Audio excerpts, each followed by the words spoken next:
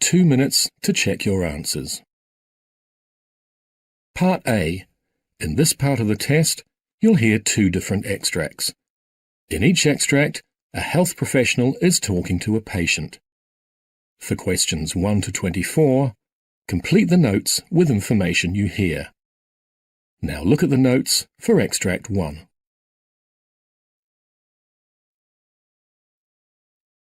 Extract 1.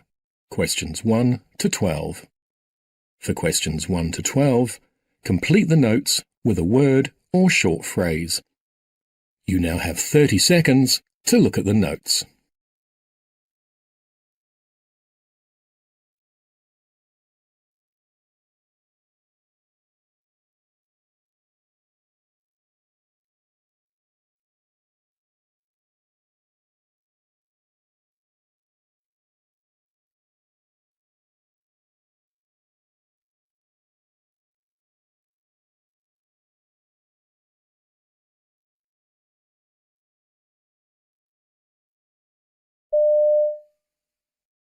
Morning, Sarah. I'm Dr. Neil Strathmore. I'm a cardiologist, and you've been referred here from the Royal Children's Hospital for some further follow-up. So why don't you tell me a bit about yourself and what's been happening to you? Well, I was born with a congenital heart, and I've had surgery in 1991 to correct that. And I was also, a pacemaker was also put in, and I've been seeing my cardiologist at the Royal Children's Hospital since then, and now I've come here. So in 1991, how old were you? I was 6. And how old are you now? I'm 23. And so you obviously don't remember much about that, but what did your parents say was the problem with you when you had the surgery? Well, they tried to explain what it was, which was transposition of the great vessels, but basically they told me that I was out of breath, and that's why I couldn't keep up with the other kids. So I was going to have an operation to make me better. Do you have any memory at all of the surgery or of being in the hospital? Yes. I remember the nurses, and I remember the playroom, and I remember finding it really difficult to walk after the surgery. And so do you remember the fact that you weren't able to keep up with other children when you were little? Not so much, but I remember my lips turning blue and my fingernails being blue and basically going blue when I ran out of breath or running too much.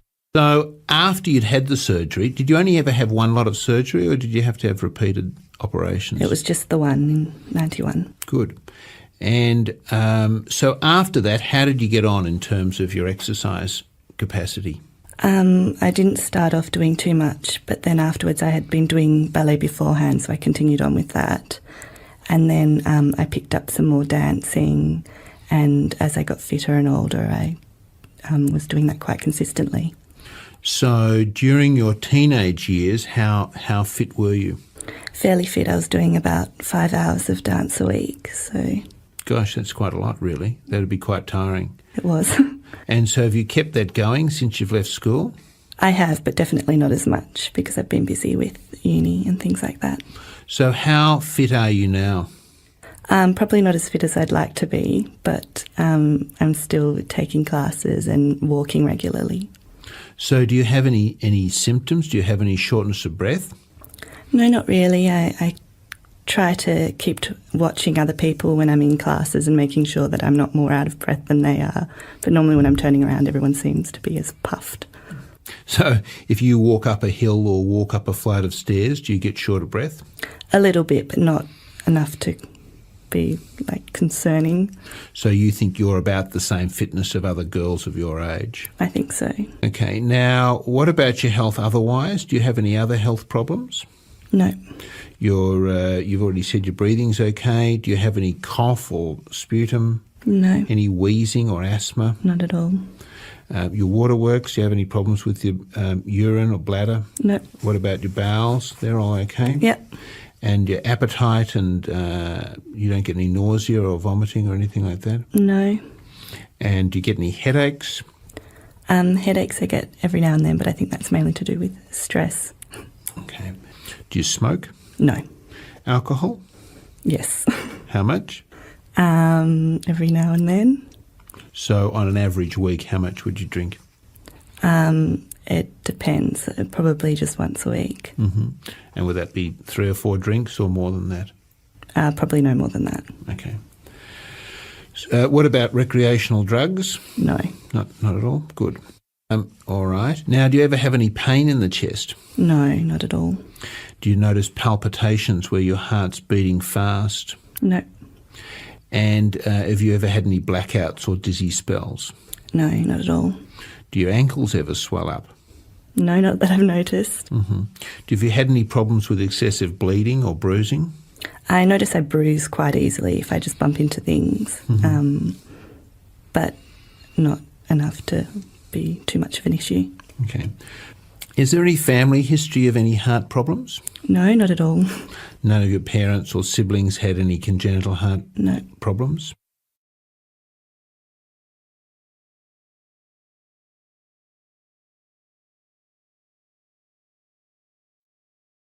Extract 2, questions 13 to 24. For questions 13 to 24, complete the notes with a word or short phrase. You now have 30 seconds to look at the notes.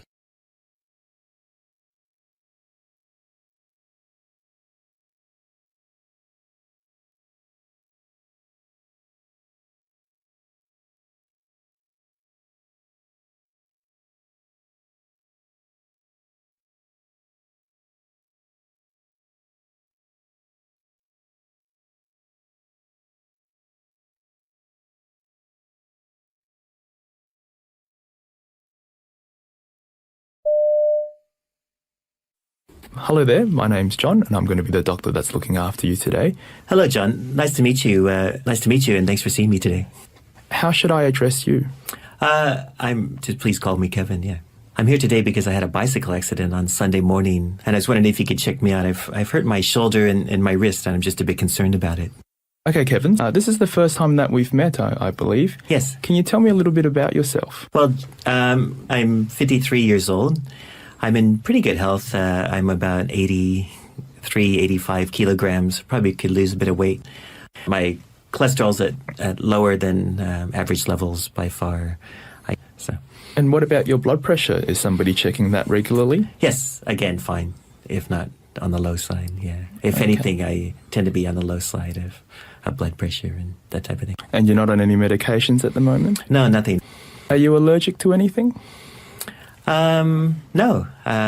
Never been allergic to anything. I bicycle regularly about 100 to 150 kilometers a week. Have you ever smoked? No. What about alcohol? Not too much. I tend not to drink that much at all.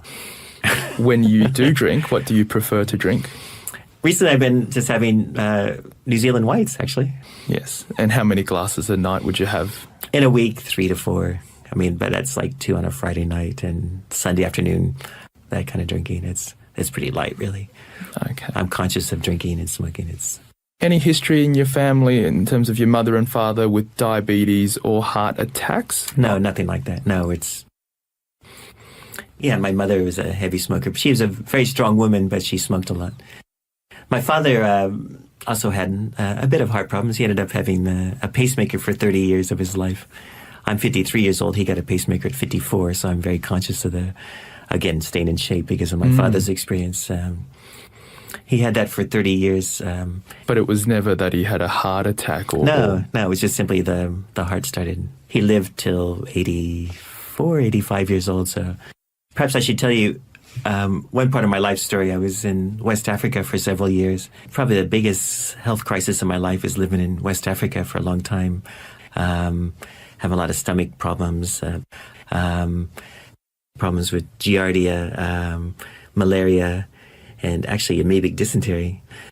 Those infections brought my weight down to about 60 kilograms, so just terrible, if you will, diarrhea constantly.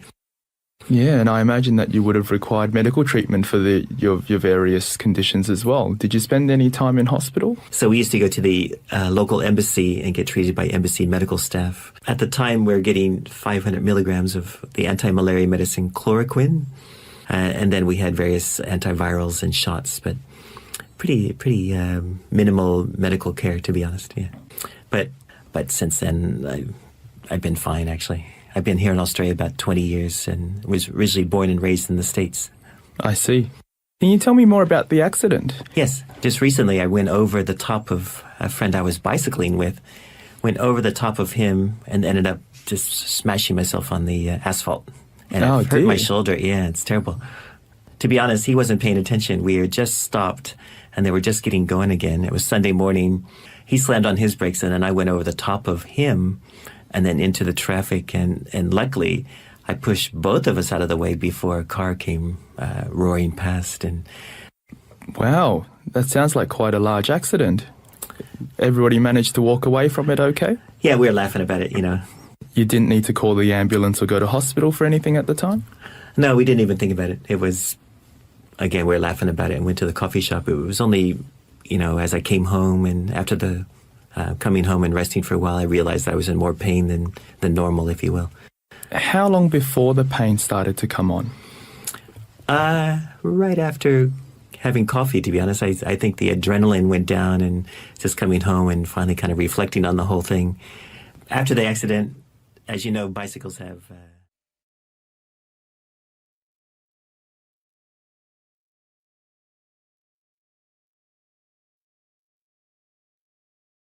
That is the end of Part A. Now look at Part B.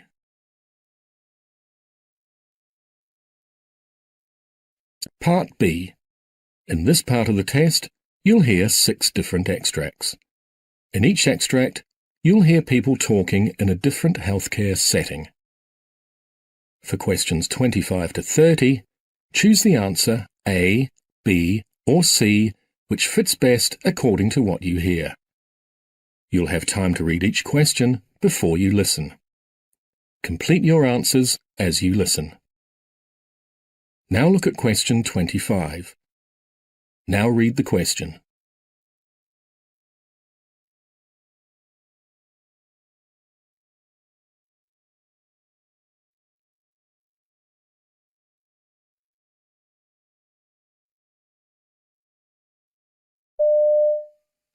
Good evening, Mr. Jones. It's Jane, one of the SHOs that's on call this evening. I'm calling from Ward 4 about a patient called Stephen Smith. Yeah, he's a 45-year-old gentleman, 5 days post-lap chole. Looking at the op note, it looks like it was quite a difficult procedure that was converted to open due to a difficult dissection around the bile duct. I've reviewed him as he's had an increased abdominal pain over the last couple of days, and this hasn't really settled with increasing amounts of opiate analgesia. Well, he was admitted to the ward 5 days ago after his surgery. He's normally fit and well, doesn't take any regular medications and doesn't have any allergies. Since he's been with us, he's had some regular simple analgesia such as paracetamol and also this evening increasing amounts of morphine. He's on day 5 of a course of oral coamoxiclav. Looking at his bloods, his white cells and CRP are showing an upward trend over the past 3 days.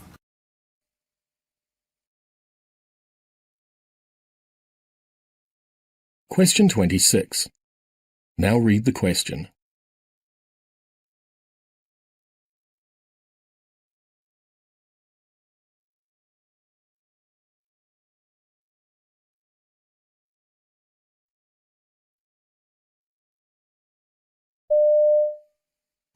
This is Mr. Gervais. He's a 79-year-old gentleman. He's been had general malaise over the past few months, increasingly short of breath over the past few weeks. Was extremely short of breath today. 911 was called. When they arrived, he was tripoding, short of breath. His pulse ox on arrival was 69%. He bradyed down to a PEA arrest. They did 2 rounds of CPR, and there was a return of pulses in 8 minutes. And he was intubated in the field. He was brought into our hospital. Give you a little bit of history of Mr. Gervais. He has history of diabetes, hypertension. He had thyroid cancer back in 2006, which was, his thyroid was removed and also received a local radiation then. He has an allergy to penicillin. And he's currently on a hypothermia protocol post-PEA arrest.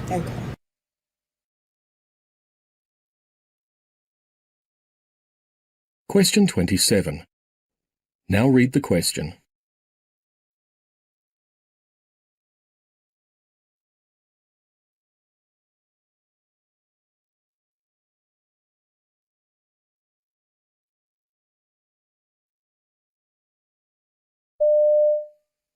Margot, my shift is coming to a close and it's time for bedside report. This is your new nurse, Patty.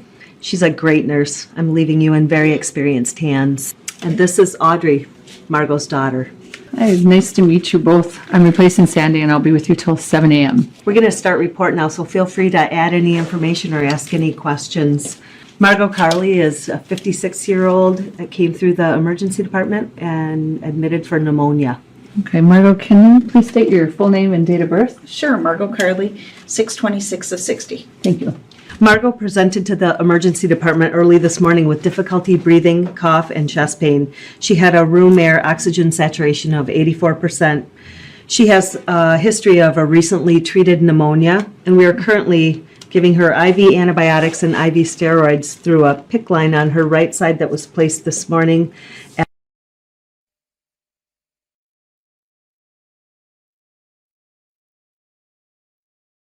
Question 28. Now read the question.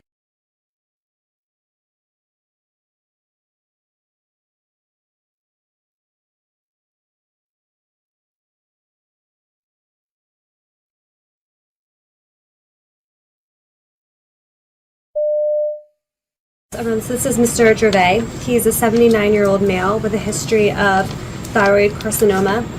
Originally diagnosed in 2006, we had a thyroidectomy as well as ablation, which reoccurred in April of 2009 in his thyroid as well as his lung. Also has a history of diabetes, OSA, paroxysmal atrial fibrillation, hypertension, bladder cancer, status post of TERP, and BCG. Who came into the Wilmington ED early this morning, status post the PEA arrest at home. He, at home, had been complaining of worsening shortness of breath times 1 week. When they called EMS and they arrived at his house, he was noted to be in severe respiratory distress in the tripod position with an O2 sat of 68%.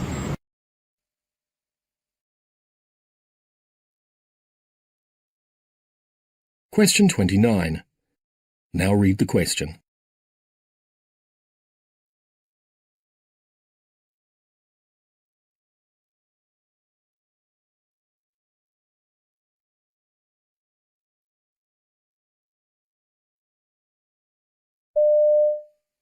So Mrs. Jones had surgery on her back.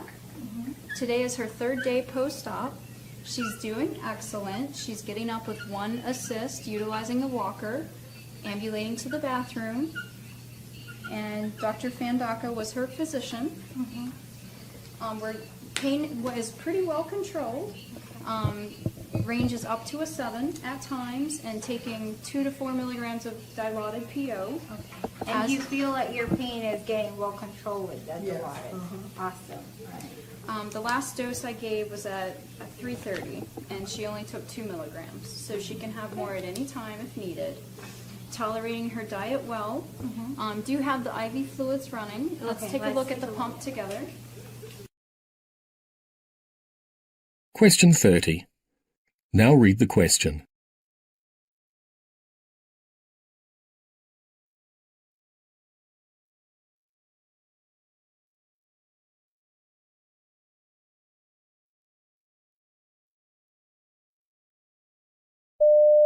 All right.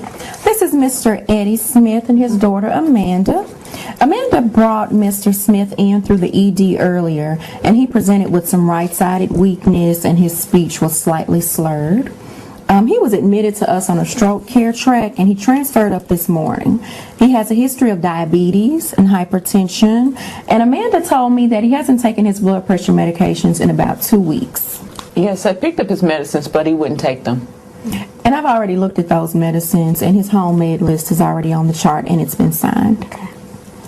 He had a CT scan done before he arrived to the floor, and the results came back negative. And he just came back from MRI, and he has a CT angiogram ordered by his neurology consult, Dr. Elahi. My CT was negative. Why did you run those 2 tests? Well, even though your CT was negative, you still had to have the MRI because it's a more conclusive test, and it tells the doctor more about what's going on. It can show some things that the CT wouldn't show, so they would still order that test.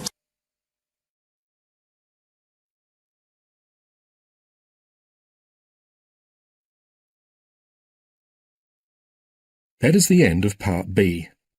Now look at Part C.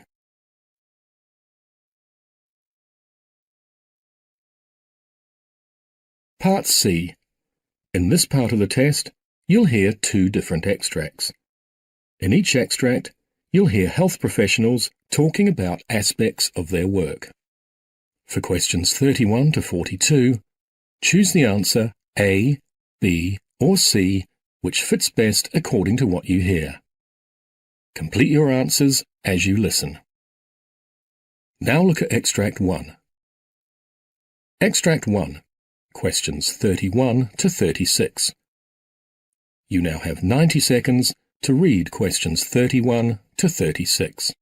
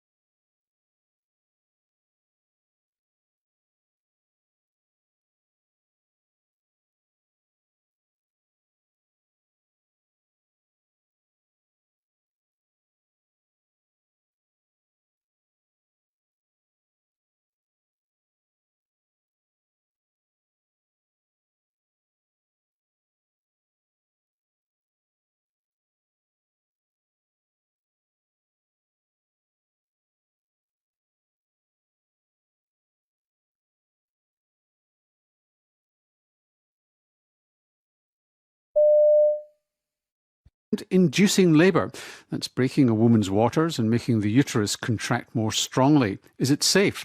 It's an important question, and a large randomised trial has found the answer, at least for some women. The lead author was Bill Grobman, who's Professor of Obstetrics and Gynaecology at Northwestern University in Chicago. I spoke to him earlier. What was being tested was the concept that for many years there has been a belief, really deeply ingrained, that labour induction leads to a greater chance of cesarean delivery. The truth is, though, that it's based on relatively long ago studies for which, and I'm happy to describe why, there has been a fundamental misinterpretation of the results such that we misunderstood the clinical implications. Well, let's just talk about this misunderstanding. And just to be clear, when we're talking about labour induction, we're talking about breaking the waters and putting up a drip which makes the uterus contract.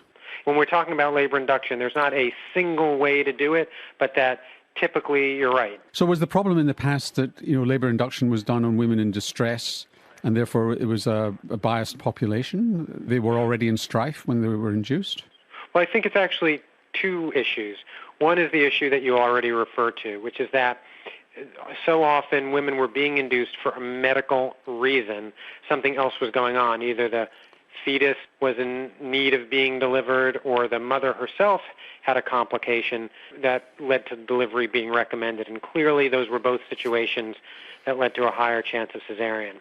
But the other really important thing was that the studies that were done, and when I say studies, I very much mean observational studies, not trials, but studies where people went back and looked at records of women who had delivered, were women who were being induced were compared to women in spontaneous labour at the exact same gestational age.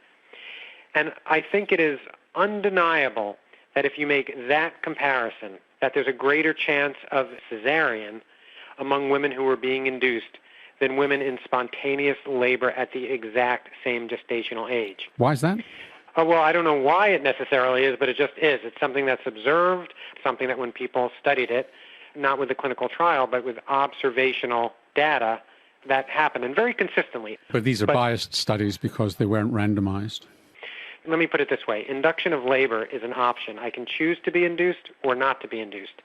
Spontaneous labour is not at the exact same day is not an option. Women may spontaneously have a labor, but also may not.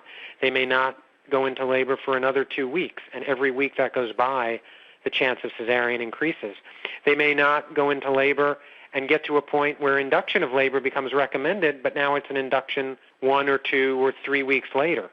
And so if you're making a clinical decision, and the clinical decision is, do I choose to be induced now or do I not?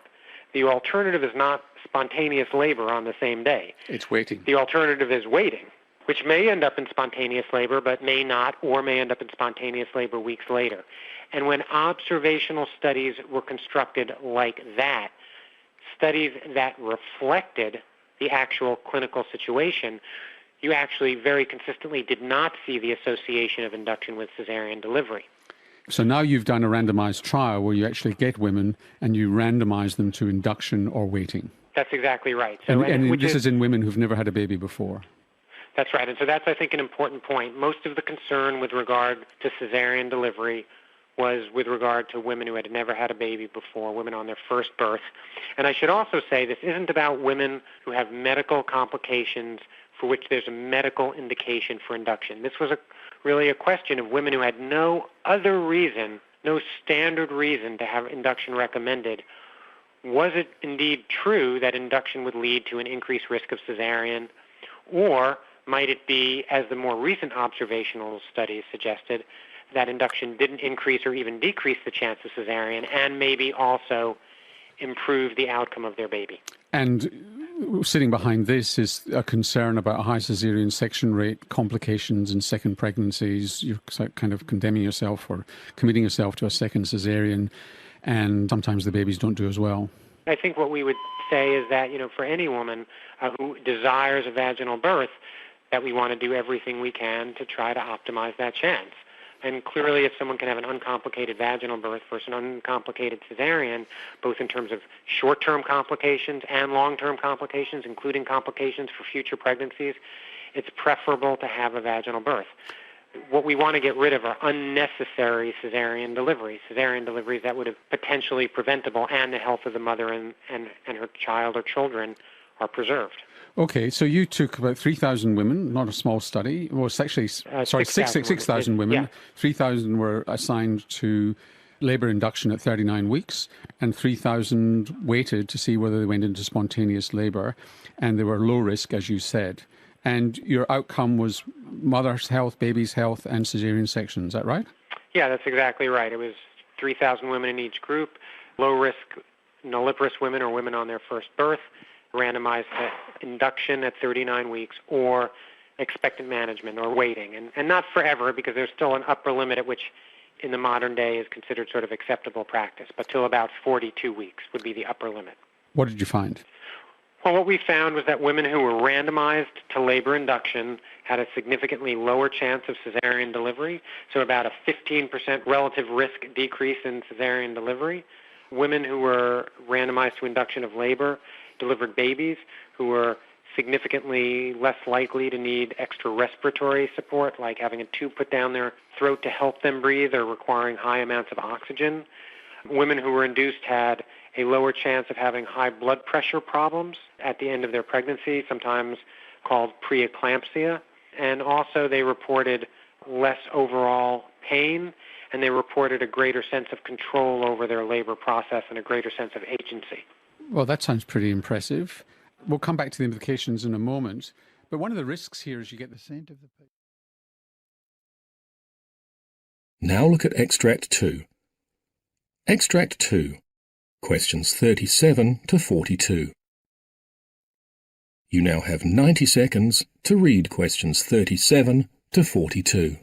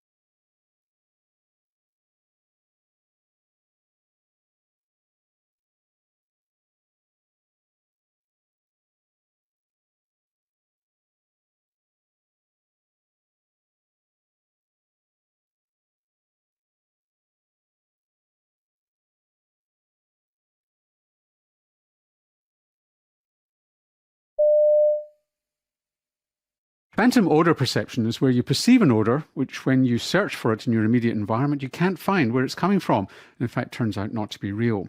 Here's Serge Negus, who's a producer at Triple J, telling James Bullen of the Health Report about his experience. How did you come to have these phantom smells? I had a traumatic brain injury from a skateboarding accident where I fractured my skull and had part of it removed and this titanium alloy plastic mold put in there. And one of the things that my mum did when she came in was put some lavender oil on my sheets at the hospital bed, and then she presented the lavender oil to my nose and I literally couldn't smell it. And so that was when I discovered that I couldn't smell anymore. And the doctors said that it's one of the most common things that you can have happen after having a head injury is you lose basically your olfactory nerve and a lot of taste too.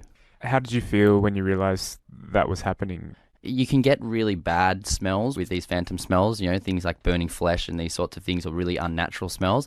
I didn't get that. My smells were battered fish and chips and stuff like that, and passion fruit and mango and different things like that were really nice, and they came with a sense of euphoria. So for me, I didn't mind because I'd totally lost my sense of smell.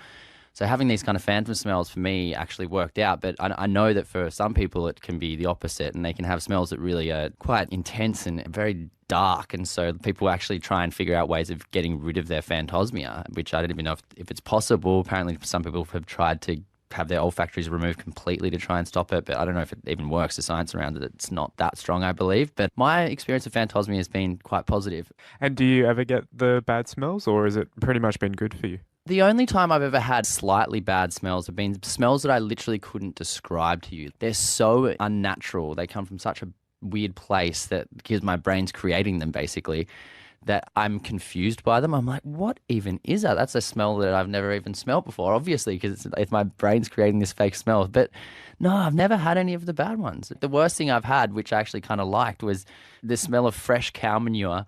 Do you ever play the game Which Would You Rather? And I'd always say to somebody, if you said to me, which would you rather, never be able to smell again or only be able to smell fresh cow manure for the rest of your life? I was like, well, you know what? Having experienced that, I would go with fresh cow manure for the rest of my life. And how long do they last, and how powerful are they while they're going on? They can last for a couple of days, once every 2 to 3 weeks, but sometimes they can be a couple of months without experiencing it. But because, like I said, I've had this positive experience with phantom smells, I look forward to them when they do happen, and so I'd actually like them to happen more. Serge Negus throwing cowpats at James Bullen.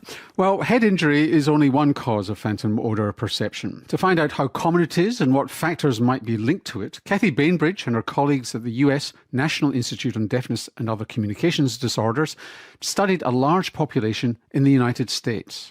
For some people, they pick up an odor. It's often unpleasant, or it's often described as a burning odor. And you might ask your friend or your partner, your spouse, hey, what's that smell of something burning? And they don't smell it at all. So it's an odor perception for which there's really no source, no identifiable source in the environment. And how bothered are people by it?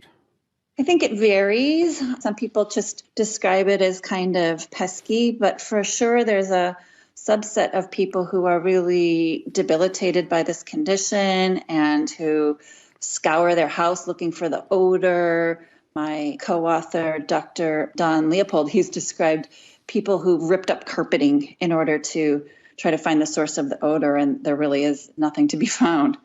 It's under the radar, really, this issue. It's never been studied in such a large population as the study that I participated in. Tell us what you did. In the United States, there's an ongoing national health survey, and it's been going on in its current form since 1999. And beginning in 2011, we had the opportunity to add a battery of smell and also taste questions and a couple of different physical exams. So we took the opportunity to add a question about phantom odors. So we collected, over the course of 4 years, data on over 7,000 people. And it turns out that 6.5% of adults over the age of 40 in the United States are willing to report that they smell phantom odors. That sounds like an extraordinary percentage. Yeah, it's surprisingly big. Our question was broad. It was, do you sometimes smell odors that are bad or foul or unpleasant? So we don't have the data to ask of the 6.5%, what proportion are really, really troubled by it. We don't have that data. We don't have data. But some phantom odours are quite pleasant, aren't they? The way we captured it in the survey, we phrased it as bad or burning, but I've heard from some people smell like cinnamon. A gentleman told me he smelled cinnamon and he associated that with his father. And they tend to be warm smells or hot smells. I've heard burnt milk, stale or hot bleach.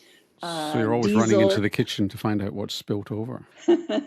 So what factors, because this was the other thing that you looked at, is what predicted whether somebody had a phantom odour? Because it sounds from this that you've probably underestimated, if you haven't looked for the good odours, you've probably underestimated the phantom odour prevalence, but let's put that to one side. What were the factors predicting whether or not somebody was more likely than not to experience phantom odours? Women were much more likely to report phantom odours than men. That is the end of Part C. You now have 2 minutes to check your answers.